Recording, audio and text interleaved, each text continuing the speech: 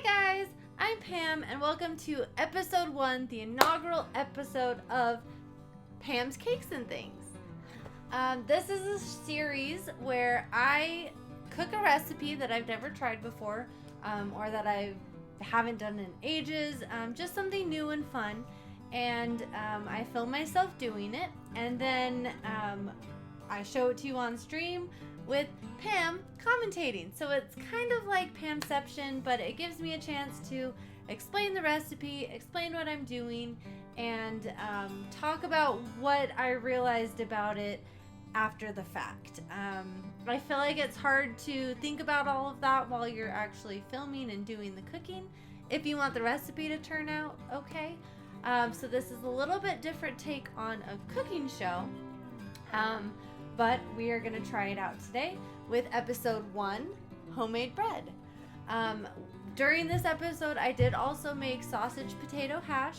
All of the recipes I use will be down below. And if you enjoy yourself, feel free to like and subscribe the video and share it with your friends.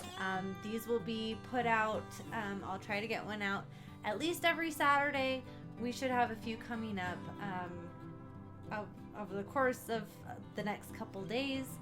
Just because I have a little bit of a backlog, but I want to start getting these on YouTube, so keep an eye out for them. Without further ado, let's go ahead and get to the cooking video.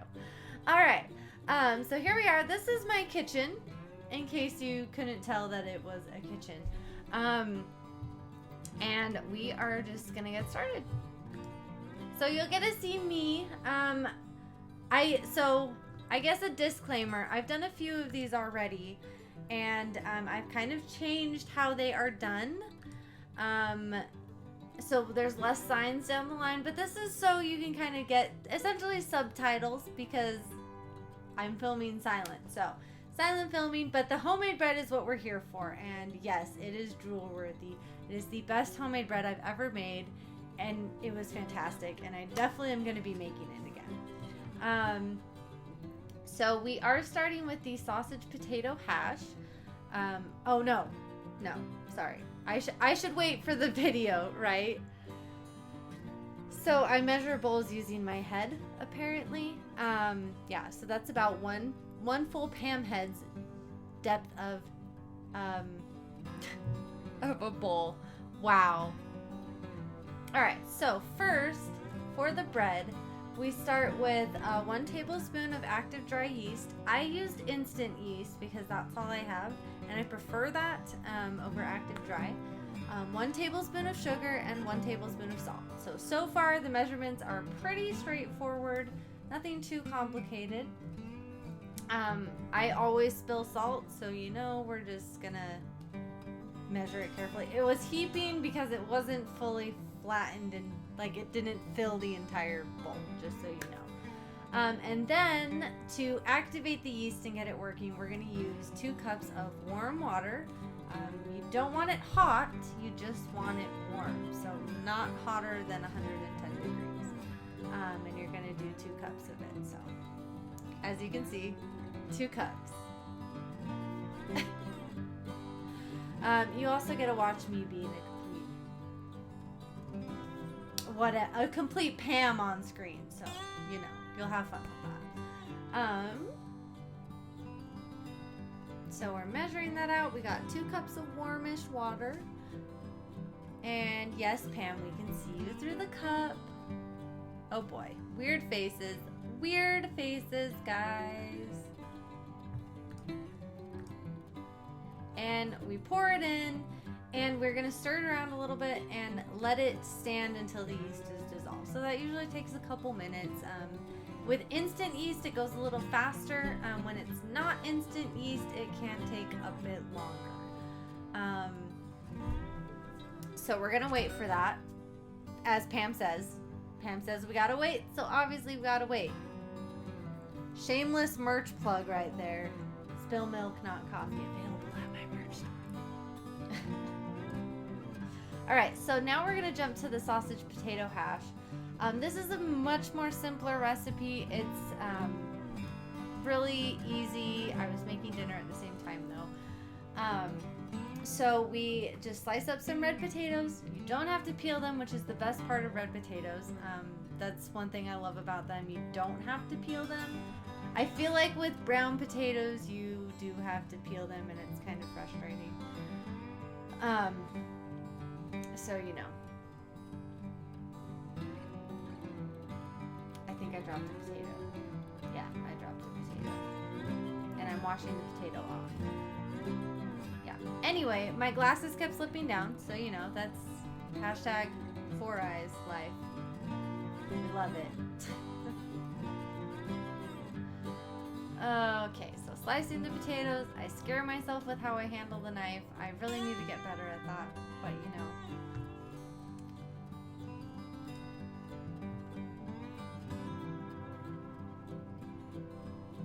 Speed chop, whoa! And I dropped another one, but that one I didn't feel like washing off for some reason. Why? I don't know. No idea, but such is life. Maybe it was under Italian sausage potato hash. Oh, yep, indeed it was. Okay. Yeah, and so that was supposed to be 1 pound of small red potatoes. Then we sliced 2 carrots. It didn't say to peel the carrots, but I peeled them anyway because I felt weird not peeling them. So yeah, we're doing peeled potatoes. All right, so now we're back to the bread. So we'll slow this down a bit.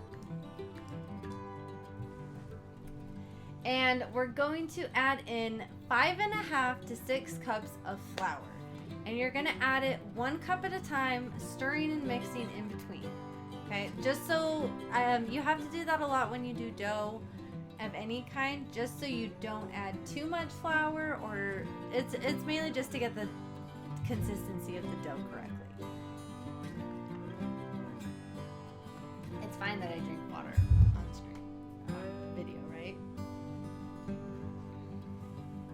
All right. So I think that was 2 cups, right? And yeah, I decided to grab a whisk because whisk is easier than using a spoon to stir it. At least at the start, just so you're actually getting it mixed in. So this will be the 3rd cup. And this is just regular all-purpose flour. This isn't any special cake flour, bread flour, anything like that.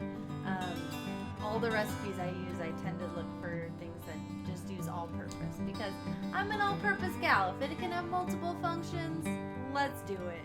It's the best. So that's about 3 cups we're at right now, and we'll add a 4th one.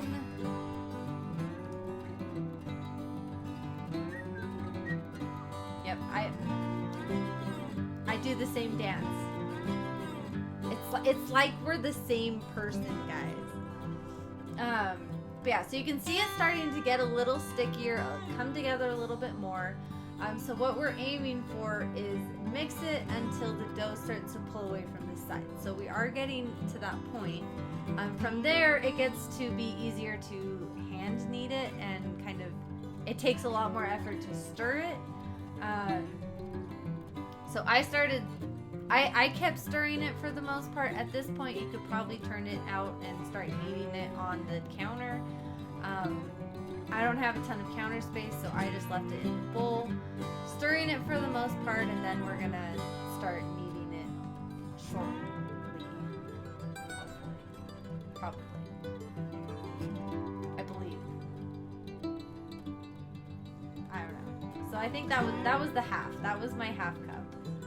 Because we did 5.5, and that got it to a really good consistency, so I didn't feel like I needed to add the other half cup to get it to 6.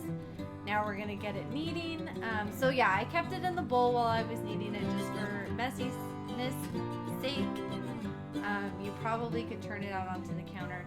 I did notice that my cutting board was getting very slippery under me, so in the future I'd either remove that or put like a non-stick mat underneath. My phone decided to suicide jump into the bowl, guys. It's fine. That's where I have all my recipes, so you know. It just wanted to become one with the bread. Yeah.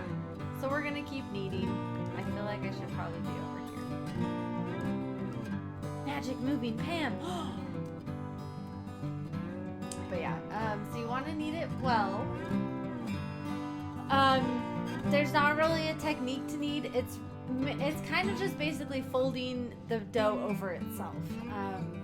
So you can kind of see you push it, fold it over, push it, fold it over, etc.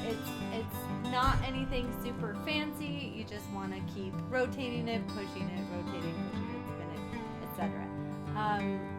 Until you have it to smooth, and then we're gonna let it rest for a little bit while we scrape out the mixing bowl, because you know you get all that sticky dough around the sides like that. So we just want to like scrape that out, so when we use the bowl again, we don't have all of these like dry, gross dough fragments that are left.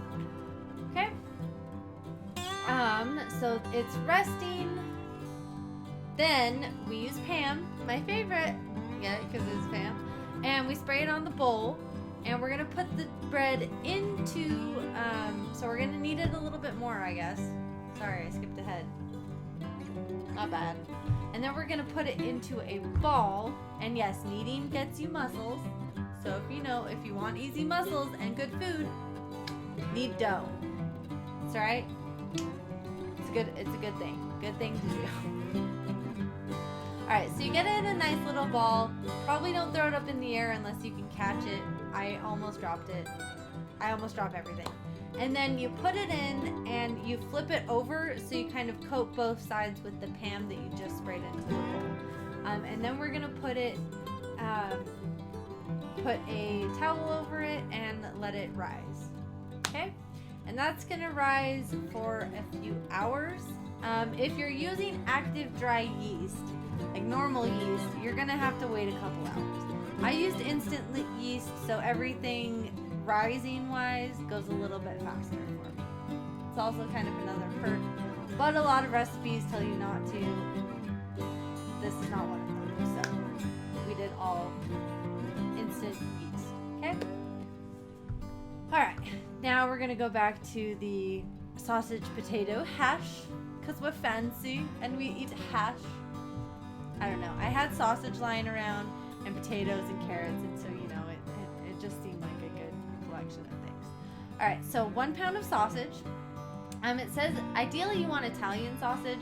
I just had normal sausage, so I added a little bit extra seasoning into it to kind of make up for that. So you can see we have our chopped potatoes and carrots. Super simple. I had an onion previously chopped, and it had some bell peppers in it, so I just threw those in as well. But typically it just asks for 1 small onion and then 1 red pepper. So that's my onion and red pepper, but it's actually a green pepper. So there's that. Yes, you need a spoon. Bow to your opponent, aka the sausage or the camera, if you guys are trying to beat me up. Oh crap, I got caught.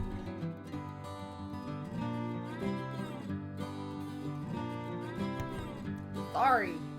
That was a little loud. Alright, so we're gonna let that kind of cook for a while, because you want to get it fairly brown before you go and before you add everything else. So you're cooking it for about 5 minutes. So I have a 5-minute timer going. Obviously, the best way to pass the time is to dance. So, do the Macarena. Yeah. This is what happens when I'm alone in my kitchen, guys. It's scary, I know. I dropped all the papers, so I was picking those up. One thing I did find about the hash recipe is that the potatoes I feel like they didn't cook to the softness that I like my potatoes. So I think next time I would probably let those cook a little bit longer. Maybe even throw a little bit more oil in there so it kind of fries them a bit more. That was my biggest complaint with this. But yeah, more waiting. Lots of waiting. It's fun. We love it. We love to wait. Right? Right. No. But, you get used to it when you're cooking, right? Alright, so that's going for like 5 minutes. Drink more coffee. Spill your milk, not the coffee. We don't want spilled milk here. dance a little bit more, do a little dance, make a little food, get down tonight. I couldn't think of a replacement for that, but you know, it works. Anyway. Alright, so yeah, keep stirring. Once you add the potatoes, you want to just cook it for 5 minutes, which I personally feel now, looking back, that it probably needs a little bit longer than that. I'd probably say 10 to 15 minutes. But the concern with that is that possibly the sausage would dry out. So an alternative attempt at this might decide to fry the potatoes a little bit before putting the sausage in, and do those for about 10 minutes, and then for the last 5 minutes, like for last 5 to get it to 15 minutes, throw in the sausage and cook that. I think that's probably what I would opt for next time, just because I like my potatoes to not be crunchy. Carrots can be crunchy. Potatoes, I feel like, should be soft to the T. So yeah, that's my thought on that part of the recipe. Yeah, best way to cook, pass the time, be in the kitchen, is dancing. Always dance, even if you don't have any music. Oh, wait, I don't have any music right now. 3 minutes, in case you couldn't tell by my enthusiastic 3. Pam, what are you doing? I don't know her. I don't know that person. That we have different hair. Not the same. Okay, you got me. Actually, no, I take it back. I'm not going to admit to it. We're not the same person. But anyway, so we're waiting 5 minutes for the potatoes to be done.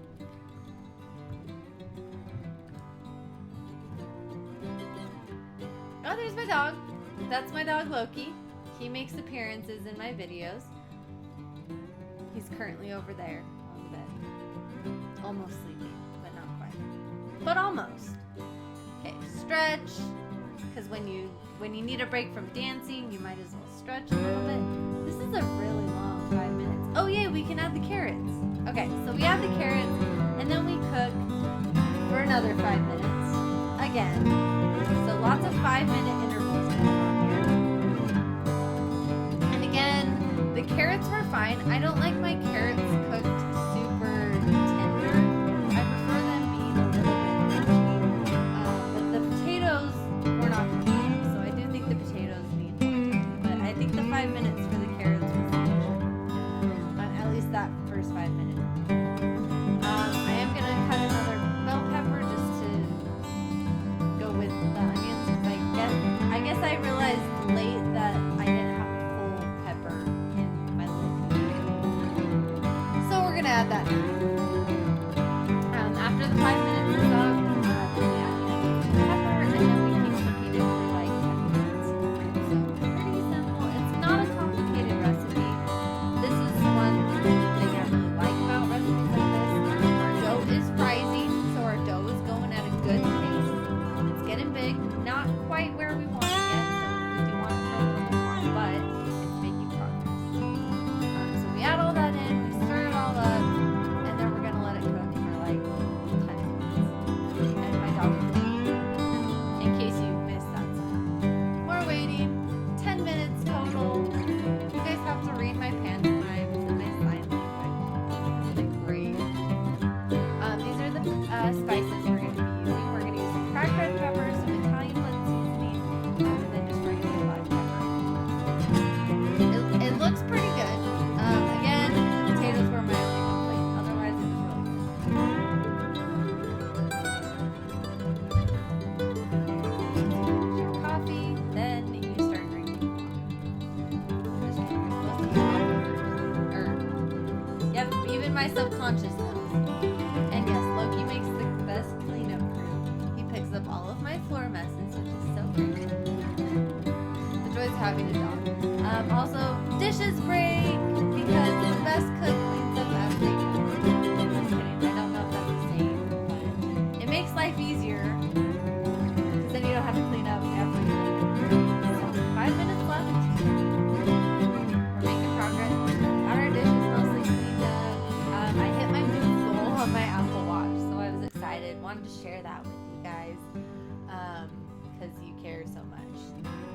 all that dancing, it's good for you. All right, we're gonna get ready. We're gonna measure out the spinach because you need 6 cups of spinach, which seems like a lot, but at the same time it's not, because spinach is so bulky, it fills up a cup pretty easily. So that's gonna keep going. We're gonna get ready to add our spices in. We have our Italian seasoning all measured. You can kind of see it in that picture over to the side of the spinach. I do agree that I think adding cheese to this would probably have made it much better. I did not add cheese to it because I wanted to stick with the recipe and be a little healthier, but I do think it needed cheese. So that's another recommendation if I had to change this. Add a little garlic. Minced garlic is one of the chef's best friends. And then we try to stir in all of the spinach, which is quite difficult because it starts off really bulky, but then it just goes and gets really tiny. So, I mean, it works out. Luckily, I had a decent sized pan for this. This pot is my one pot meal pan. But yeah, so that's that. I'm gonna just let it kind of cook for a little bit more. And now we gotta keep waiting for the bread for about another hour and a half. So that's 1.5 hours later. We're back! Welcome back, Pam. Hi, we missed you. So our dough rose. You can see it's definitely double the size. So from here you want to punch it down. So typically with bread you often let it rise once, then you like resize it, knead it a little bit more, and then you let it rise. So we're punching it down. We're going to split it in half, and we're going to knead out air bubbles and get it all nice and doughy, for lack of a better word. Knead it. So again, you're kind of pushing and folding. And when I'm so I don't have any loaf pans or anything, but I feel like the best way to form a loaf or a roll is you basically take the dough and you wrap it and tuck it under. So like if you were to put your fist and like wrap it around your fist and then take your fist out and kind of just pinch it together, that's essentially what you're doing. So that's what I did here. I kneaded it and then just kind of folded it around itself and tucked it in so it was a nice little dough shape. Also, so it says for the baking of these that you want to put cornmeal on the pan. I was looking for cornmeal because I thought I had some. I did not. So an alternative is just using flour, which is nice and easy. If you're making this bread, you already have flour, so you don't have to get another ingredient for it. So we're going to put that on the baking sheet. And we're going to do the same thing with the other half of the dough.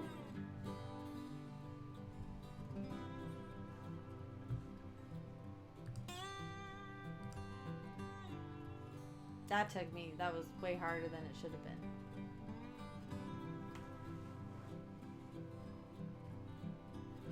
Also, I forgot to turn the autofocus off on my camera this round, and I'm so sorry for that, but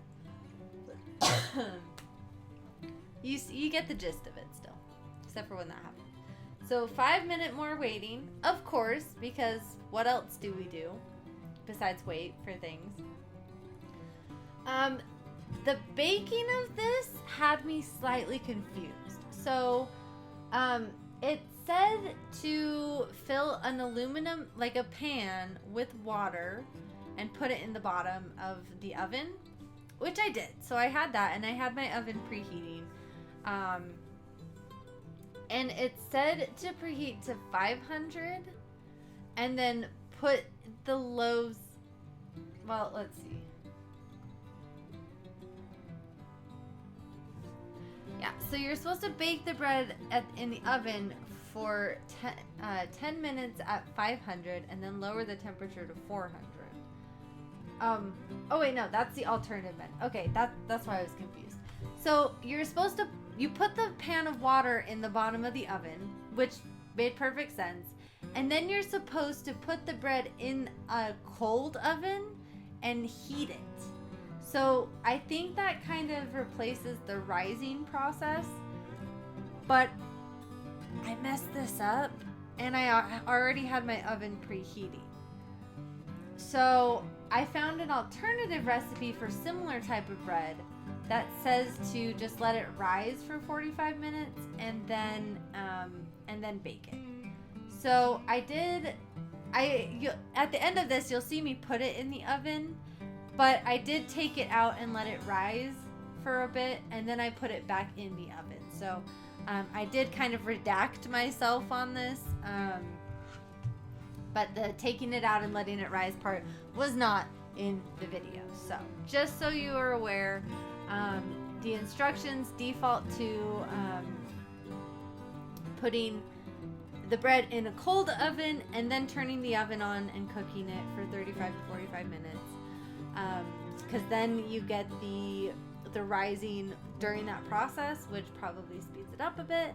Otherwise, let it rise for 45 minutes and then bake it, like put it into a hot oven. So not too complicated either way. It's just a little bit faster if you do it in the cold oven. So we learned. This is why we do these things, so we can learn and get better. But they look like pretty great loaves, though. They're just like cute and little and, you know, yummy, right? Who doesn't like homemade bread? I can't remember why I was so confused. Oh, so I was trying to figure out the baking method, and then I realized I turned the oven off. So I was confused. Yeah, I've never cooked bread like this, so I was very confused about how I was supposed to actually cook it. Also, you brush cold water onto the bread. So you slash through it like so, and then you brush it with cold water before putting it in the oven. Ideally, you want to do this before you let it rise if you do the second method, or after you let it rise. But because I got all sorts of mixed up on this, I did it before I rose, which was kind of a pain, but you know, it's all right. So now we let that cook for 45 minutes.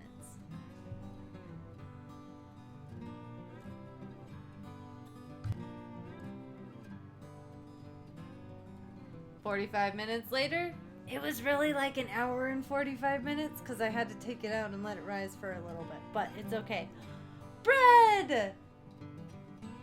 Look how good it looks though. Like, considering I'd never made this recipe before and I don't bake homemade bread a lot, it turned out so good. Like, my entire house smelled like bread. The bread was amazing. Like, it was so phenomenal. And the crunch of the crust, like when we sliced into it, it was perfect. It tasted so good. I definitely recommend it. It was really, really good bread.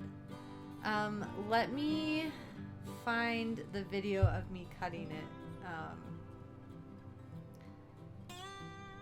Because you'll want to hear this, just so you can hear the crunch of it. Ready?